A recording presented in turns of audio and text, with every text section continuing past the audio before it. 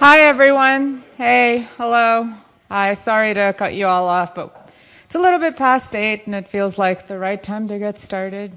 Thanks for being here today. This is another great opportunity to hear one of our resident members talk about their very interesting work. Hi to everyone who's online.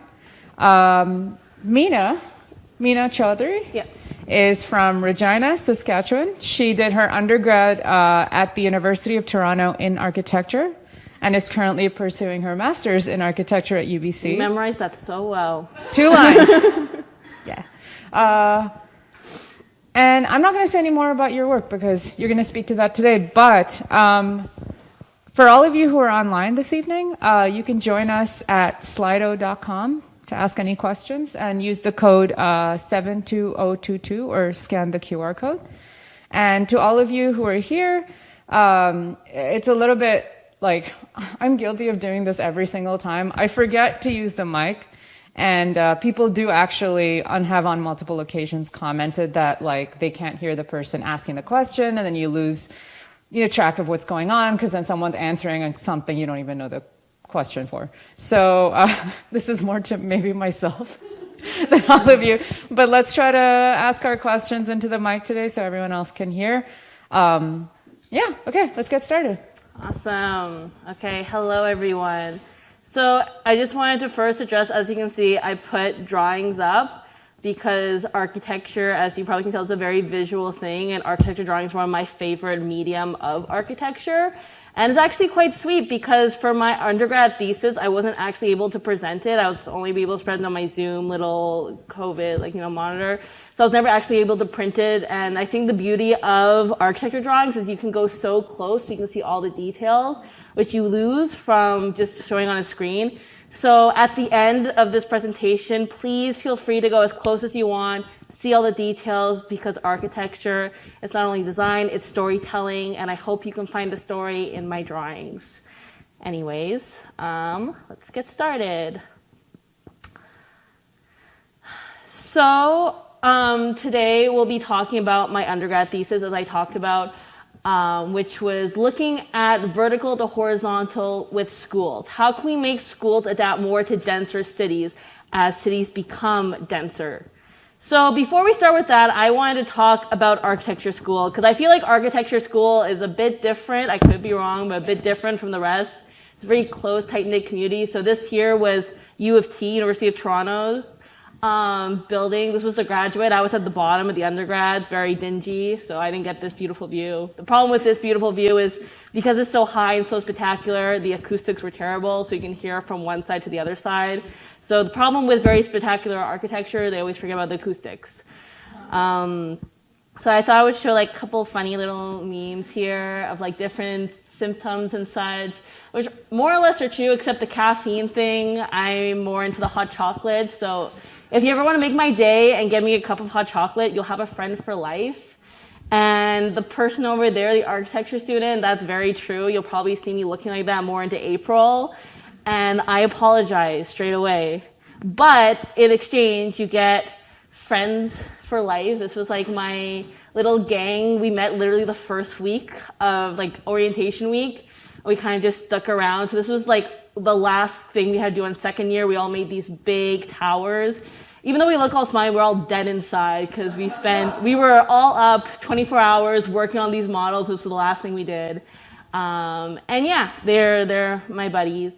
And you actually produced some pretty cool work. So this is some of the stuff I did during my undergrad. I wanted to show some models in here because even though I do love drawings, I can do models. So just kind of a vast typology, a vast range what you do. Also, I think being in architecture school and being an architect, you have to really be versed in what you do. So this is the first line of Vitruvian's 10 books of architecture. Kind of architecture should be this interdisciplinary field. So I had to learn much of graphic design. You need photography, and profs really hate when you have a camera phone, so you have to get the fancy cameras. You have to learn coding. You also have to learn how to present. You have to also learn how to use all the woodworking tools, which also costs a lot of money. So just overall, you just need a lot of different techniques to know how to create architecture. But because of doing all this, I think architecture is one of the most interdisciplinary fields personally. And you create a lot of interdisciplinary projects. So you can see right here is the very famous waterfall Frank Gehry building. And it's actually right on top of a waterfall. So you have to actually think, how do you incorporate architecture with nature?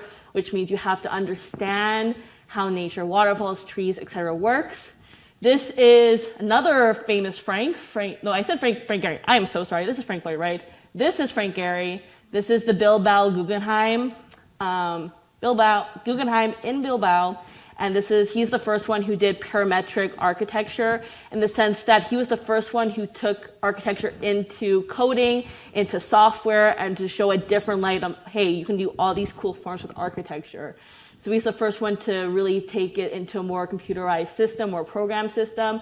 And this is kind of a newer person. If anyone's watched Abstracts from Netflix, if you haven't, please watch it. It's amazing.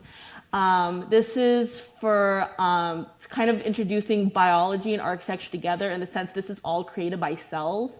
I forget which ones. They were milk cell. I forget, but it was like it's all fabricated by cells, and kind of how can we make them into these cool these cool forms.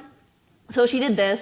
If you also watch the documentary, she took a bunch of silkworms and put them on the structure and made another like intense superstructure. Kind of makes you think, how can we take biology into architecture instead of wasting, making all these materials like plastics and concrete that are not good for the environment? How can we take the environment itself and use it to our benefit? So a lot of just interdisciplinary, and because we need more sustainable architecture, the only way that's going to happen if we become more interdisciplinary. So not just architects thinking as architects, but we also have several different engineers. We have urban planners now. We have environmentalists. It's a huge thing where we take a lot of different consultants now, and can we incorporate it to become better architects? So there's going to be two things I'm just going to do a background on before I start my presentation on my thesis. I'm just going to quickly talk about plan, section, elevation, because I'll be throwing those three words a lot. So a plan is if you cut a building horizontally, and so you can see how kind of circulation works on a horizontal level. For instance, if we take the coach house and we cut it this way, you would see this room, but you'd also see where the bathroom is and the exits are, so you can see in that sense. So that's what a plan is over here. Section is if you cut, I can't see the buzzer. Section is when you cut the building vertically like this. So if you can cut here, you'd see the middle of the windows, and you'd see where the fireplace is. And most people use this more as a structural kind of thing, not only structural circulation too, but so in this sense, it would be seen probably more for a structural matter, but it'd be cutting where the windows are and the fireplace. And then for elevations, if you go outside the building and stare directly at one side of the building and just see it perfectly in 2D, that would be an elevation. So if you look at the outside of the building facing this way, you just see the window and then the walls, obviously, and the roof. So just those three things. And of course, if you have any questions on terminology or anything, because I might go fast, I might just forget, please raise your hand and just make sure I don't miss anything, because this is my first time presenting to non-architecture students. So this is a bit different for me. I also want to talk about architecture design thesis, because I watch a lot of these talks and they're all amazing and they're all so intense with the research, which is not as much with architecture. So as always, we have questions and we do the research, but the questions of research are not intense. We usually have a question, do a little bit of research, and when we do research, we look at precedents of what's done before us. But what we really do is take a site. So that could be, for instance, in a very dense city, or that can be in the middle of a deserted area. And then we build on that site. So we take the question of what we want to resolve, and our way of showing what we resolve is not really by research, it's by designing what could we accomplish from it. So what you're going to see today I do have research for it, but it's more what I think we should do. Also, I was an undergrad. There's no structural components to any of this. This might look like it might fall sideways. That is just how it's going to be, because also architecture is very conceptual. So think of it in the more conceptual sense of all my ideas. and ignore that it might look like it might fall down. Anyways, let's get down to the actual thesis. So all the research I'm going to show you today, like this slide and the next slide was not done by me. It was done by amazing people in Ryerson, and I took their design, their research because it was done really nicely, and the representation they did was done really nicely as well. So I was looking at schools particularly because schools have a very interesting typology in the sense, as you can see here, they're very on the grade, one level, very sprawling buildings, and that's what the gym is well, and here, and then like they have a huge patch of grass, which I must say is a very just North American thing. When I went to France, they don't even have this much grass for a school. They just have pavement. So it's a very North American thing, and you always have to have room for like extra buildings, all these room for parking. So they take up a lot of room because we think of schools as being this very horizontal building. And we think of education, especially for younger kids, being very horizontal in the sense kids need to move around and such. The situation and the problem of this is cities like Toronto that are becoming very, very dense, they don't have enough room for these kind of places. So what Ryerson found out is that actually 250% of there's an overcapacity of some of these schools of 250%, which is insane. So you can see here, this is like the different schools and square kilometers, and then like the overpopulated ones. I don't really like this graph as much. I think it's kind of doesn't show the data really well, but it kind of shows that like there's a lot of overcapacity of schools going on here, and it's a major issue. And how can we solve this issue? So there has been a couple cases where school architects have tried to solve ways to create schools in denser cities. So you can see here, these are all really good examples of multi-tiered schools.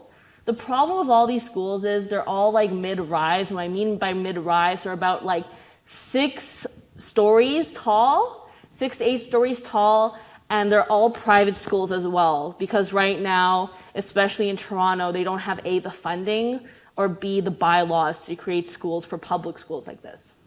So they're all private schools, they're all mid-size buildings, and they're all just one functional, meaning that they only have schools in them.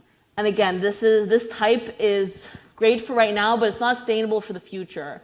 What really needs to happen is we need to develop high-rises that match the high-rises in areas like Toronto, so like the 20 level, 20 floor buildings.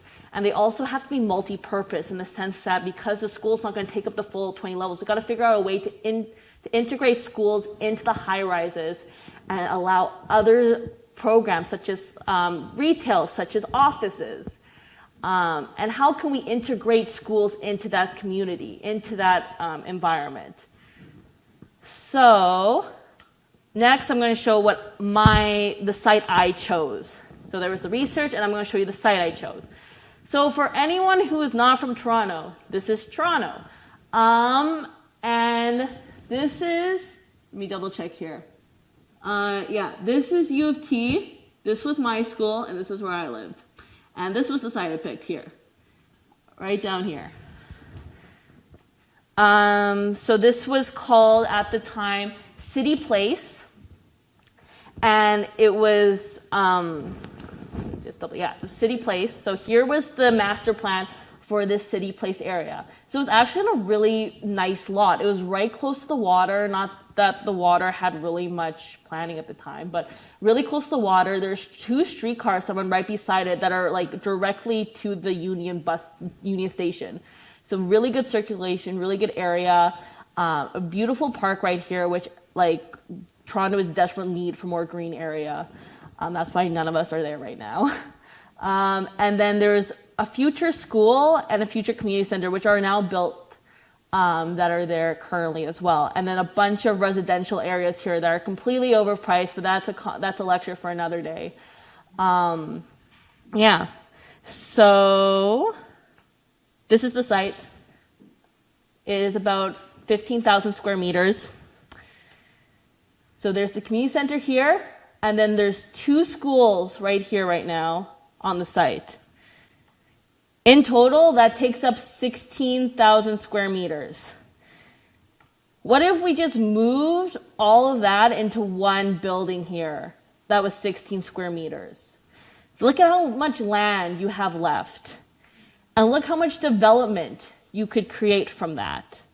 So you could like easily put a high school here. You could put more offices, more retail, stuff that could be useful instead of making this low-grade school.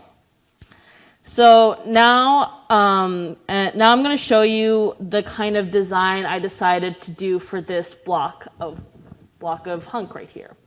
So as quote Taylor Swift, as she says, all my songs are done differently, all my designs done differently. So the way I did this time is completely different than the way I do another time.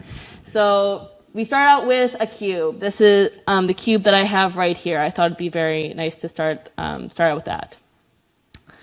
Okay, start with the cube, and then I need to add what was originally there. So I need to add school. I don't know what happened.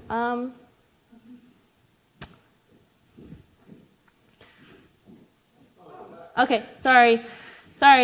So I need to add the two schools, and the community center. So I'm going to add that to my form, and then on top of that, I want to kind of slice the section, so you allow outdoor space, of course, for the kids. So slice the building to allow outdoor space, but I also want to add offices in the top, because I think it would be very interesting for schools, instead of the kids have to live close, instead of the schools being close to the homes of the kids, it'd be interesting for the schools to be close to where the parents work. Because as parents become being both working parents and such, this kids, like as my parents were, it was such a drag for them to spend half an hour to drive to the school, pick me up to the dentist, drive half an hour to the dentist, wait an hour for the dentist, drive half an hour back to drop me off, then half an hour to school. You waste about 2 hours that way. So in this case, I kind of want to introduce the way, like why don't we have schools near the parents' offices instead? And that way, the parents go up here, pick up the kids, take them to dentist and drop them off, and then go back up and with the rest of their day. So then I carved out a little part here to make a little plaza, extended the back here to create more space for the kids, outdoor space for the kids, carved out this area here and this area here to allow sun access. So this area here allows sun access for the bottom area. And then I wanted it to be the same height as the building adjacent. So I wanted to carve out this area here. And this is the site that you just saw on the other side. And then this is the building that I created and kind of future development here. And ta-da, you get a building. So this is the building I decided to create from all the kind of thinking of all the different programs that need to be integrated, of the site, of what the use will be. So I kind of wanted to make these vertical strips to show circulation. Wanted to create these fun little circles to show the playfulness of the building, having kids in it and such. And then these facades here, these little vignettes here, to like kind of let out, like kind of cut in the sunlight here and there, but also let in some beautiful color into the space for the kids. So then here you go, that's the building on site. Shoot. Nope. And I lost my cursor. Okay, I'm going the wrong way now. Okay, yeah, that's the building. And then this is the program. So anything in purple is for the school.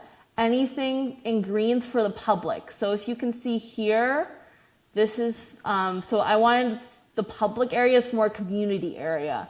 So I wanted to integrate somehow, how can we integrate community schools with schools itself, because there's so much good resources from this community center that the schools can have, and vice versa. So I was wondering a way, can we incorporate, so I was thinking of having community things on one side and the school on the other, and they can be intermingled back and forth when needed. So then again, here's the circulation. So I have the elevators here, stairs here, and then I wanted to incorporate these vertical common areas. Whereas in large sprawling schools, we have horizontal common areas to sit down, to talk, to have little meetings. So I wanted to do the same thing. So you have these big staircases that have these kind of risers there, so the kids can sit here and have, go in pairs of two and like do collaboration and such, but you still have circulation that goes down and up throughout the whole thing. So it's very trying to connect all the layers together and all the floors together. And then with the elevators, I wanted these classroom elevators, so like these freight elevators, so we can take the whole classroom up to one floor and then go to music class and take the whole classroom back down into math. And then so for the public elevators, you have it the same size. Just for the classroom elevators, they fit more 25 people, regular sized people. So probably like, 20 kids. 27 kids. So then you kind of have, again, the school side here with the classrooms and the vertical common area. And then here would be for the public areas. So this is the activity space. And then you have the entrance here.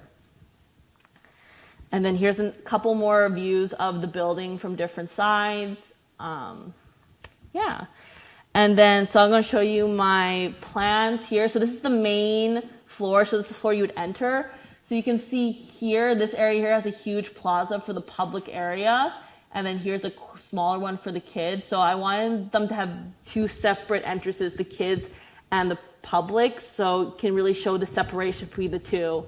And right here is this divide. I was hoping there would be like fob access. So for instance, if the parents work on this side, they can have a fob to access the school side. But then the kids can be safe from any public coming in, but wait for the bus or something like that, and so on and so forth. And then here's another one. This is one of the examples of one of the floors. So I was thinking retail here, and then kids on this side, and you can see the vertical common area, and then the classrooms and such.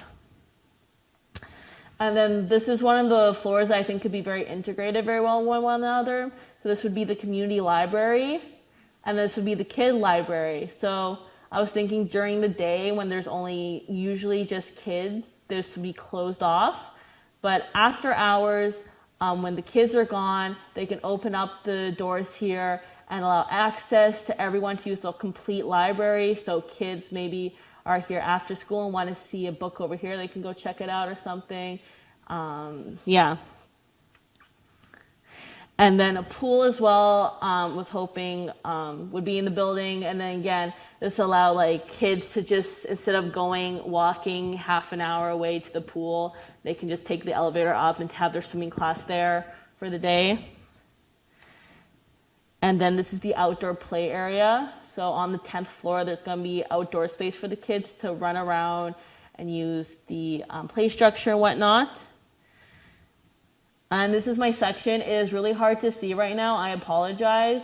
But this is why I have beautiful drawings over there. So you can look at it closer. And then this is my little comic strip I did. So like I tell the story of the place. So this is the dad, the daughter, and the son going to school. The dad's dropping them off at the school entrance. The son is hanging out at the vertical common area, making skits with his friend. The daughter is going up the elevator with her whole class. And today they have a musician coming from the musician side of the community center come to the school side to show them what it's like to be a musician.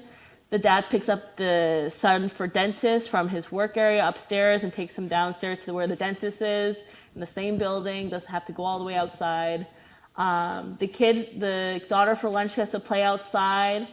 And then the son gets to go in the swimming area upstairs. The father goes downstairs to the coffee shop area, gets snacks for the daughter's rehearsal, the recital, and then sees the recital. The kids wait in daycare, and the dad picks them up, go in the streetcar back home. So wouldn't this be amazing if all of this could happen in the same building instead of going to multiple different buildings? And then here's some renderings I did of the place. So this is outside, seeing the view of it. This is from the front area. I apologize. 2 years ago, my Photoshop skills were not that great. This is the this would be the vertical common area. And then this is kind of like a section cut through it. So kind of see this would be the community side, this is the kids side, and kind of this back and forth between using both of the spaces. And these ones are a bit better. So again, the vertical common area. And this would be the plaza entrance for the public area. You can go in and out very easily and kind of see all the activity going on. Vertical common area on the school side with the kids going everywhere. And then this is the last one with just kind of the full building, kind of showing the full building and what it would look like if one day it would be built. So yeah, that is my presentation.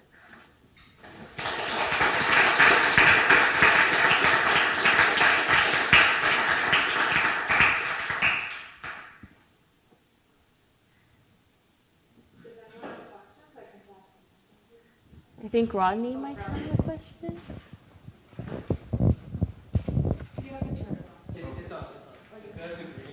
Hello. Yeah, that's me. Oh, sorry. No. Okay. Yeah. Hello. Well, that was an amazing presentation. Thank you so much. I just have a quick question. Well, around. I know at the beginning you talked about how a lot of schools and how they're designed here. They're sort of like single-purpose sites. I guess in any sort of the work that you've done or any of the research, this idea of multi-purpose sites, bringing in residential and commercial, because I know oftentimes school districts either have to sell property. Is there opportunities to diversify revenue streams for local school districts? It's okay if this is not the literature you've come across. No, that's totally fine. I think the problem is it's not something that I have to look for mostly, but it's something I don't particularly know because I don't really know how schools have to run or budgetary needs for that sense. I just know when I was doing a lot of the research that there was a lot of, that's why the reason why only private schools have been able to do these kind of things, because they have a lot more leeway in regulations, whereas public schools have a lot more strict guidelines and not enough funding. So I think maybe if they wanted to, they probably could rent out some of the space for retails. But again, I have no idea what the policy is, and I'm assuming it's very strict on that sense, just looking at the guidelines I did look at for public schools. So yeah, I hope that answered your question. Yeah, no, I was just interested because I know in BC, especially when the former governments have been quite austere and been cutting things to education, that a lot of the school districts have had to sell a lot of the land that they own. I see. Or give up portions of the property to turn into residential housing. So this thought of having this more dense multi-purpose sites seem like a middle place, but I don't know. Yeah, no, that's a really cool idea. I had no idea, but yeah, that's another revenue potentially that could happen. Yeah. But So, thank you so much. I Yeah. just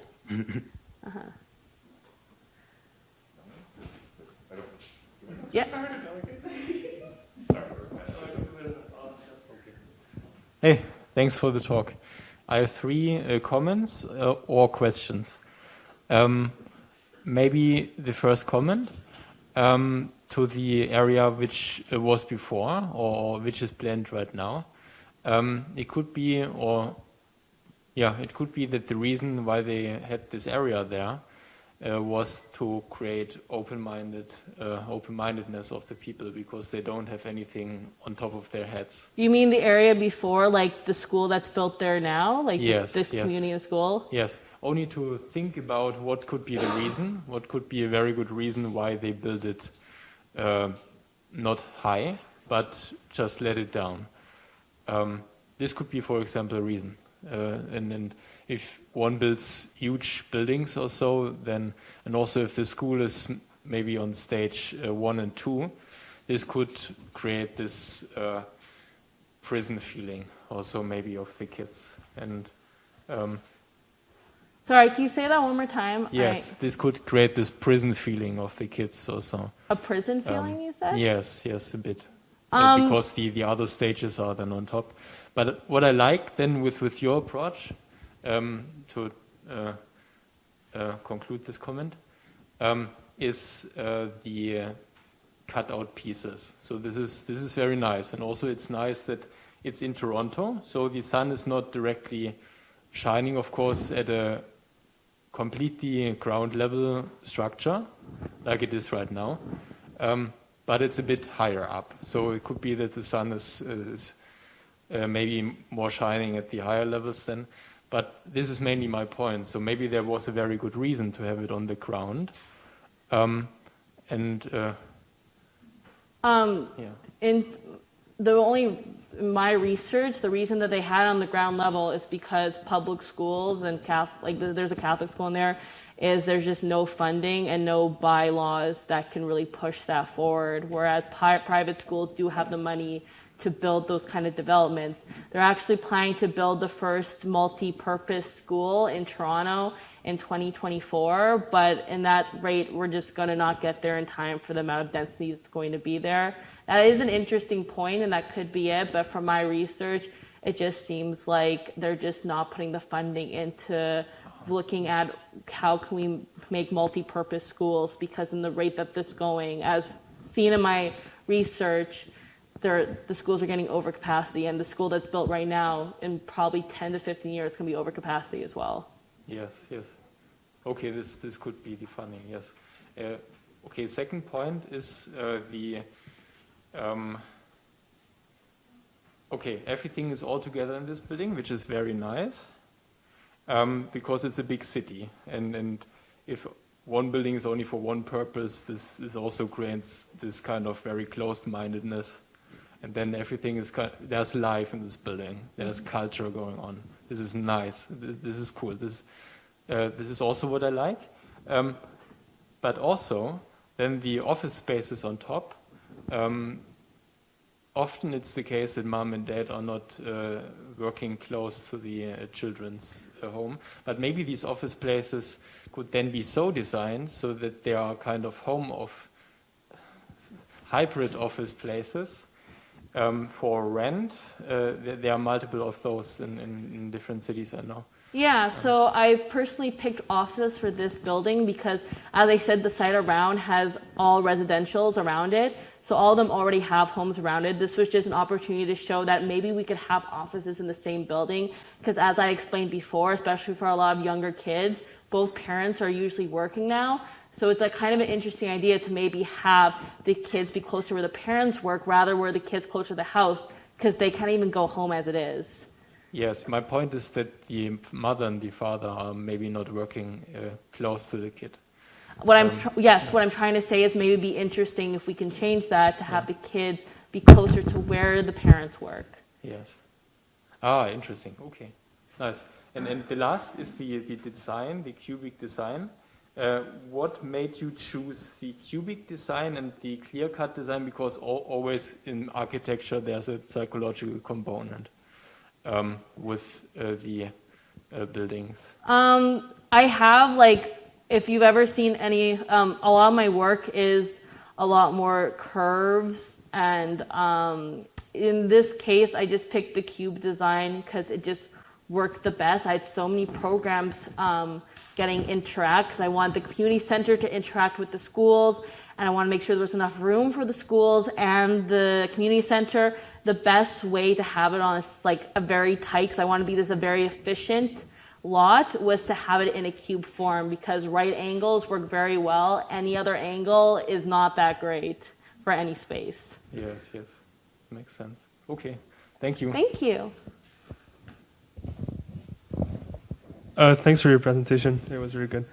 I was just wondering if you take sustainability into account when working on your buildings, like in the materials or location? Are you disrupting any ecosystem or stuff like that? Yeah, that's a really good question. It's like in education for architecture right now, there's a huge emphasis on sustainability.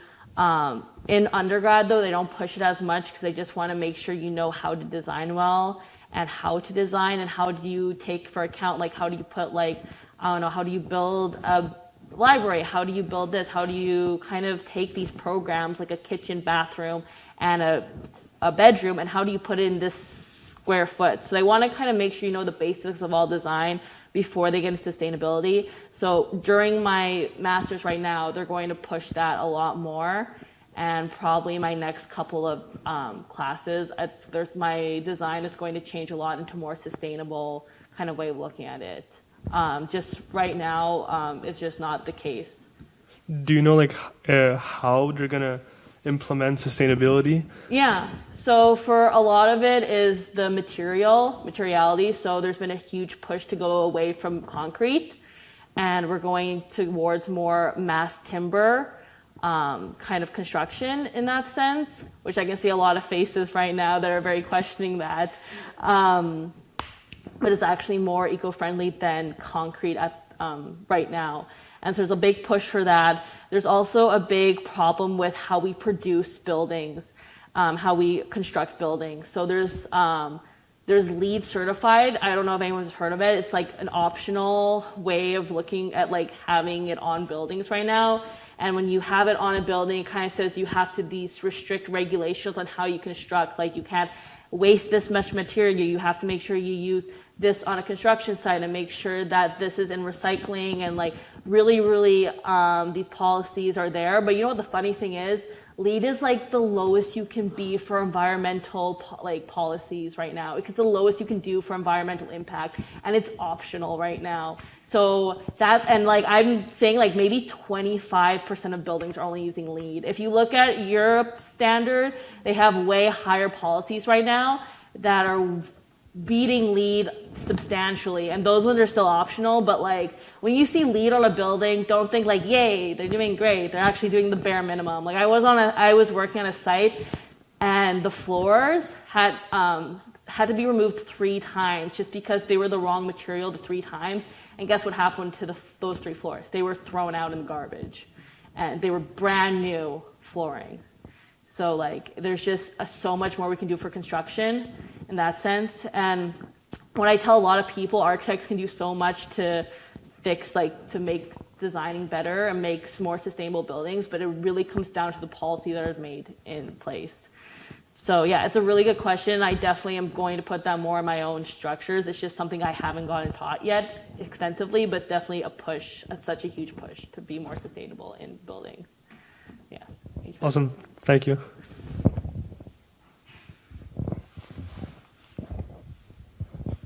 Hi, Meena. Your presentation was beautiful. I feel like I learned a lot about architecture and you as an architect, so thank you. I have one kind of big question and then a small question. So I think something that's interesting that I was thinking about while I was listening to your presentation is how places itself create culture. Like off the top of my head, I know like living near mountains induces awe, and like towns with like common squares socialize more. So I'm curious, like, is social impact a way architects think through their buildings? And like, I'm just even curious about like a child who goes to a horizontal school versus a vertical school, like how that affects their everyday experience, or even like the idea of parents like, would I be a healthy adult if my parents were stairs away? I don't know. Maybe I would be, maybe I wouldn't be. I just like thinking through that like social impact. Yeah. I think is super interesting. So like, do you guys think through that when you're like designing your buildings? Yeah, no, of course. Like the only reason I said that parents should live upstairs because I had 2 working parents growing up, and I just know the struggle they had trying to make sure they came to like all my recitals, all my like, you know, presentation, talent show, and I think how much of an impact my parents would have if they could just live right on top of me, going to all these things and not have the burden of just like going through traffic. Oh. So that's like a big, huge part. We do think of social changes in when we make architecture. The only problem with architecture is we can't do like, you know, like a little like, you know, market testing on like, oh, will this work? Because buildings are such a huge thing. So like, for instance, something like this is something that's just going to have to happen and see if it works. Right. And 50, like if I'm being honest, 50% of the time it works, 50% of the time it fails. But that's just how architecture works. If I had Cecil Green money, I would fund you. But my smaller question is, I was over there and I saw archers on the top of your building, and I was curious, like, are those archers, or am I just like misperceiving it? Okay, oh, sorry. I should really explain this drawing here. So I wanted to make. There's a series of drawings. There's 2 more drawings for this one, but I did not have the budget to print those out. Anyways. So this was like an exploration to what I did here. So again, we don't explore doing research, we explore doing design work. So this was kind of integrating how can we integrate schools with communities, so centers. So I kind of wanted to like integrate how can we integrate all these like different programs, how can we integrate rock climbing, how can we integrate like just kind of seating, more like public space, more archeries, galleries into schools.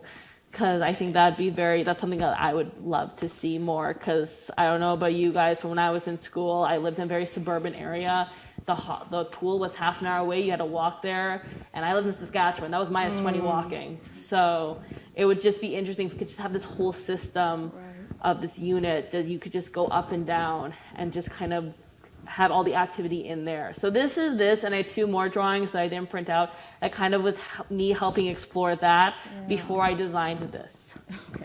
Yeah, I thought it was the defensive system, and I'm like, that doesn't sound right. This is very, very conceptual. Okay. And that's a lot of architecture. It's insanely conceptual. Okay.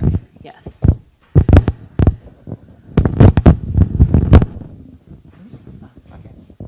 Yeah. Oh, no, I am supposed to keep my mask on. Yeah, thank you so much for the presentation. It was visually pleasing as well as really interesting, you know. And I have 2 questions. So one question is about the solution part. So you basically put this idea as a solution for schools in such densely populated cities, right? Does an architect have a say about the space that you guys would be able to save with that plan? I am asking this because, so you will be able to save a lot of space. But then if that space is 14,000 square meters, if they are used for instance, another residence, then that's going to end up, contributing to the dense population again, right? Like, I think the whole point of, making this kind of high-rise, like, multi-purpose school building is to save space. But, like, save space, and then is there, like, do you or do architects or do that kind of industry have a say about, okay, we have saved the space, and then you guys should use space for other things in order to, keep our solution to work, right? And and I will ask another question, smaller question after that. No, we have no say. We have very little say in anything we do. Everything we go through has to run through the client, so it really depends on what the client does. But usually for instance, this plot of land is owned by one client, which is the city of Toronto. So like architects will have beginning conversations about what's going to happen here, what we want to happen here, and you can negotiate and redirect. So there is that say. It really depends how morally ethical you are as an architect. So you could be you know what, I'll do whatever you say, I'll do whatever else, I'll do the cheapest version ever, and that's it. Or you can be a bit more hey, I want this is what we should do, and I'm not going to budge on it, or let's negotiate, what can you do? But the whole point of saving more space is to create more buildings. Right. To get more dense and such, which is a huge problem that Toronto has right now. Yeah. I totally see I hope that answered your question. Yeah. And the second question is, so as a person from a country of natural disasters, I was wondering if you thought about how to protect your buildings from any natural disasters. I am not I was thinking about earthquakes, because your structure has this Marilyn Monroe shaped structure, which is really famous in Mississauga, by the way, Mississauga Monroe Towers. But this shape is a little bit more vulnerable to that kind of shakes. But with that said, probably Toronto wouldn't have that kind of earthquakes. But perhaps, what about strong wind blows or something like that? Like I was wondering if if your thesis or like architects in Canada, like North America, would consider that kind of resistance toward against the natural disasters. So again, in my undergrad, that's not where we get to in that point of our education. So this is more, again, just trying to be more conceptual and trying to find a solution. If I was being more practical, the kids' outdoor area needs to be way lower because those kids are going to get blown off the building. Yeah, 10th story, that's very windy for the kids, especially if anyone who lives in Toronto. So that would have to go a lot lower for the kids. Anyways, so that's something I'll be learning in my master's, and it's going to be incorporated more in my design.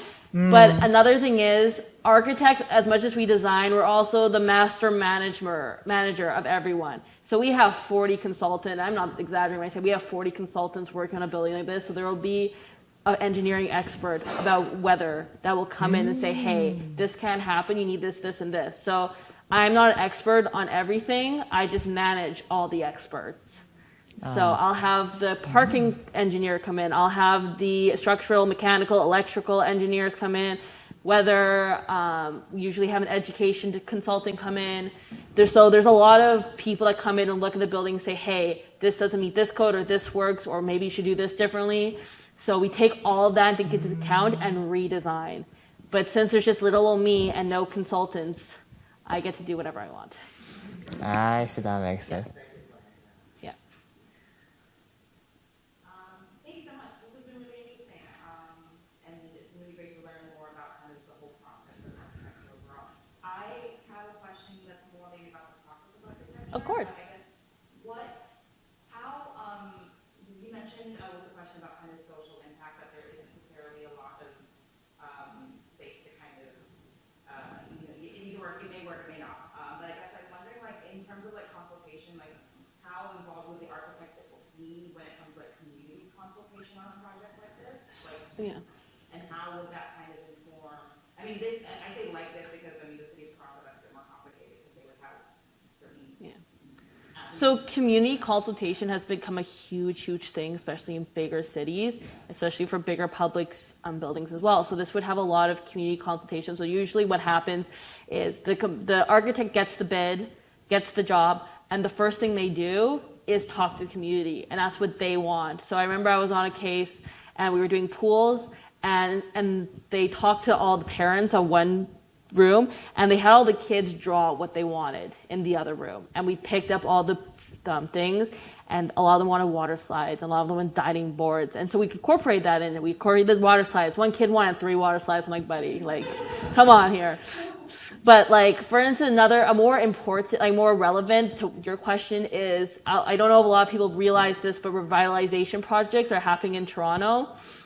A lot of those go through community support, and like they need the community support for it.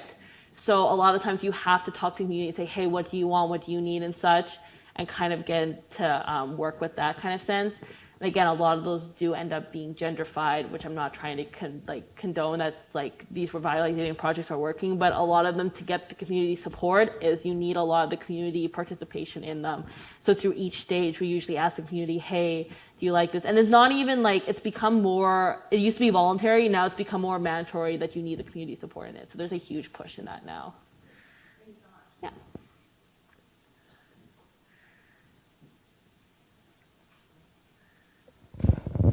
Yeah. Thanks. I was wondering 2 questions, and you kind of already alluded to one of them, but the first one was, you mentioned you do the research about looking for precedent before you start to design a building. So I'm curious, like I can imagine that there would be some giant like skyscraper somewhere in the world that like people have kind of tried to integrate like, schools and offices and homes and all. That? Yeah, I was wondering, are there examples? No, there isn't. That's why I was like, this is what needs to happen. I thought like this has to be a thing too. It's not a thing That's yet, amazing. because there's so many policies against it and so many policies working against it. So this is what I mean, that like architects can do so much. It's honestly the policies have to be in place to do it. Like, for instance, you know why affordable housing is not a thing in Vancouver? Because all the bylaws make all the houses here have to be like 2 level, 3 level, 4 level. You can't build any higher than that. So you're And that's to preserve limited like housing. views for people. Is that right?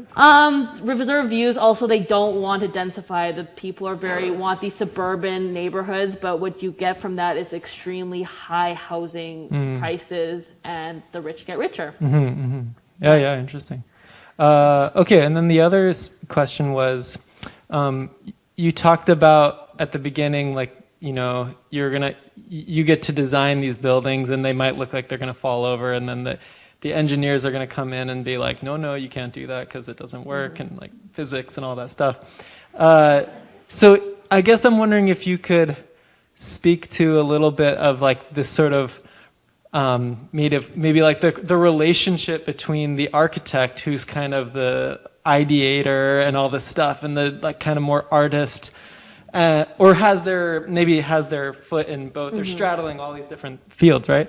And then all of these like sort of engineers and technical people who then you're kind of managing, but so you have in one sense kind of power, but they also have a lot of power too, because they can be like, nope, not going to work. And so I'm wondering if you could speak to like that relationship, and then how a building changes from its concept to the final thing that is built. Yeah, of course. That's actually a really, really good question. So there's this kind of, saying where architects and engineers hate each other because they never can get along because they're always butting heads. So this is also why when I say an architecture school is so interdisciplinary, in the sense that I'm doing structure classes right now because I need to know the basics of all of this, so that when an engineer says this doesn't work, I'll be like, hey, I actually know, like, because I know a bit of education on this, can we do it this way instead and think of it in this way? And they're like, okay, let me run the numbers and see if that works. Because if they say, hey, I don't want this, like, can you have it like this, and this, and this? They're like, okay, but then they're going to put maybe like a column right dead center in your building. And you're like, hey, that's not what I want. Can you do it like this instead? And because I have the education, like the basic education to know, like, hey, we could do it maybe like this instead, they'll be like, okay, let me see what I can do. So that's why architecture school is 3.5 years, because there's a lot of like we said, I have to learn about weather, I have to learn about structures, I have to learn about sustainability still. There's a lot that I have to learn before I can do my job properly. So yeah, I hope that answered your question. Yeah, thanks. Super interesting. And great project, like amazing to come out of an undergrad with like a building design. That's pretty cool. Yeah. Thank you. Yeah. Yeah, it was a lot of work. I have like, this is like a really super basic question that has fine. nothing on all the other questions so far, but I might have totally missed like okay, so this comes out of, I went to a school that was like 15 floors and was pretty similar to this. And I was really curious about how maybe you described the elevator situation at some point, because that was like an absolute nightmare. Yeah. Dealing with elevators breaking down all the time, and little kids like can't climb stairs really at all because they're like little feet won't, Yeah. And so I remember, like, just out of my own experience, I spent a lot of time walking 8 floors to get to like a class or something. Was this a primary school? No, it was just like, it was sort of all ages kind of. I need to talk to you later because I'm very interested in the school. Yeah, so it was really interesting because I spent a lot of time just like sprinting upstairs, and sure, I had great cardiovascular health, but not like out of my own choice. So I was just wondering how you were talking about like a community gym and a pool and like, stairwells and are like these places where like crime and stuff can often happen, because they're sort of private, separated from other people. So, I mean, this is like, you mentioned this was an undergraduate project you're not thinking about, but like, if you were to sort of spitball about it right now, what are some things that come to mind? No, of course, that's a great question. So in one of my slides, I mentioned classroom elevators. So I was thinking of these like very like freight elevators can take the whole class up, instead of bringing like, okay, 6 stay here, 6 go in here, hold hands, go upstairs. So then they can like they can all go in all the class can have supervision, like all the teacher can have supervision going up the stairs, going up the elevator and such. So that was my idea for the elevator, and hoping that like this more vertical common area is more for like just one level to another level kind of, and allow kind of more like, oh, let's try helicopter like papers going downstairs kind of deal. So I was thinking more like, can we think of it less like, let's like try to race cars from one end to the other, but let's like try to drop things down and see how far they go kind of deal. So that was my kind of like, can we switch our sense of education from that sense to the other, which maybe I should have explained more, but I'm not an educator either, so I didn't want to put anything on it. For the stairs, I understand where you're coming from. Sad problem is we do need isolated stairs because for fire reasons. So I do have 2 staircases. Here we go. I have 2 staircases on that end. So that they're just like very isolated on the edge because you need fire staircases to go down, up and downstairs. So that's there, but all the other circulation in my building is fairly open, so it doesn't allow a lot of criminal issues, hopefully. Again, building a building is 50%. Because like I remember when I was in France, there was these 3 buildings that they had that were all connected to allow like residents to go to one place to the other to see each other all the time. Problem was a bunch of crime happened because of that, because the people would go right in, the robbers would go right into the building and they could just hide and go anywhere they wanted. So because of that, they had to actually take down all these connectors between the 3 buildings because of that. So I totally understand where you're coming from. You don't think of sometimes the other way of doing something. That's great, thank you. Yeah. Yeah. I turned it off.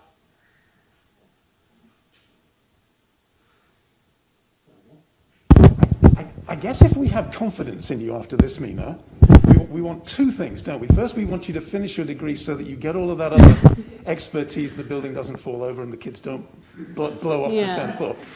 But then I think we would need you to have much more power, even than you're expecting to get. I mean, having all of these other experts at your command is not going to be enough. What strikes me here is the way in which, since whenever it was that people like Le Corbusier and the Bauhaus crew were able to imagine how they would redesign whole cities, our architects have been driven back further and further, into these small developments. And I was trying to work out why, as you were talking, I was reminded of time I spent in East Germany in the 1980s. And then I remembered, because there, they had total planning. Now, this isn't an argument for, Soviet-style administration. Then I thought the only other place I've ever been where something like that would be possible would be UBC, where you've actually got a municipality that is run on a totalitarian basis, and where over the last 30 years, the planners and architects have had an absolute blast. They had. And you'll have seen they've done a very good job of densifying the campus, and almost all the residences are now quite high, and you're left living in one of the only 2, I think, that aren't.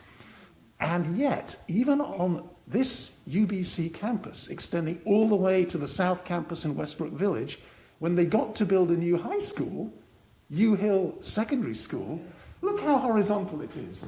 It's an absolute beauty. It's really astounding because like when you look at Toronto, most of the buildings are getting to high rises, and then they built this school like a year ago, and it's in this 1-story sprawling school again. And it's like, why is it still again schools that are this typology? Westbrook, as if you've been down there, you must have done, is mostly high rise.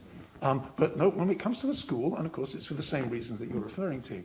But I mean, I come back to the real point here is how do architects and other enlightened individuals with social visions take back cities, that are not part of, totalitarian regimes?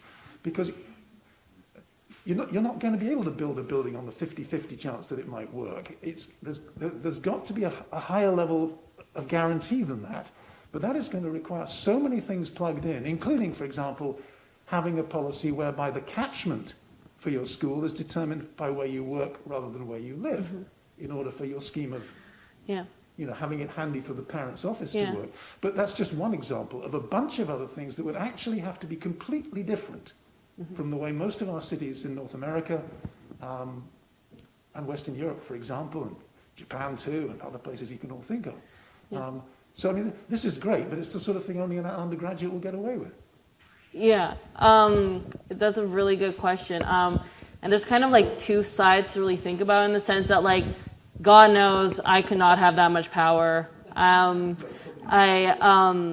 think, like, I don't think any one person should have that much power. I think I have too much of a single mind perspective. But I do agree that, like, maybe a lot of people who are consulting on one building should come together and be like, we've done all the research. This can work like this. And the city should allow us to do it in this certain way. Like, if I have this building here and, like, everyone gave the go ahead, like, this works, and this works, this sense, the city should let us do it instead of going through all these hurdles and jumps to allow to, like, all these policies that say, no, you can't do it. I think yeah, that's true. Some of the, like, we're in U of T learning about the buildings here, which is so shocking to see. And then seeing the real person, it's like, oh, wow, I get to see all these innovative buildings here. But also, I think, like, back then, like Le Corbusier and a lot of Mies van der Rohe and a lot of those people who had these amazing ideas that came out, I think a lot of it has to do with that white men had a lot of power back then. So they were able to get away with a lot of those kind of stuff. It's not the case anymore. There's a lot of policy in place, but back then there was a lot more leeway. And the demographic for that leeway was for white men. Anyways, I think that was the last question, right? Yeah. Thank you so much for everyone coming. Please stay and look at the drawings. Look really close. They're meant to be looked at really closely. And then I brought, this is one of my favorite architecture drawing books because it's all about architecture drawing and storytelling.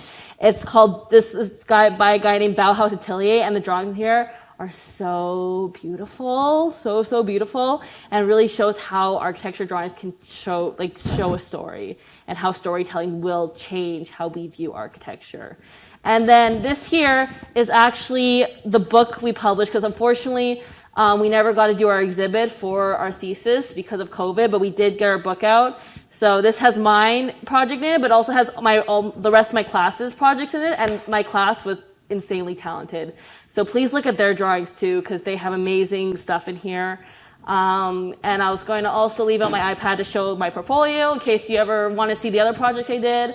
Also, you can also just come to me at the dining hall and ever talk architecture, because I love talking architecture, and also anyone who's ever talked to me knows that I can talk forever. So yeah, feel free to just come see me anytime and talk. And thank you so much for you guys showing up.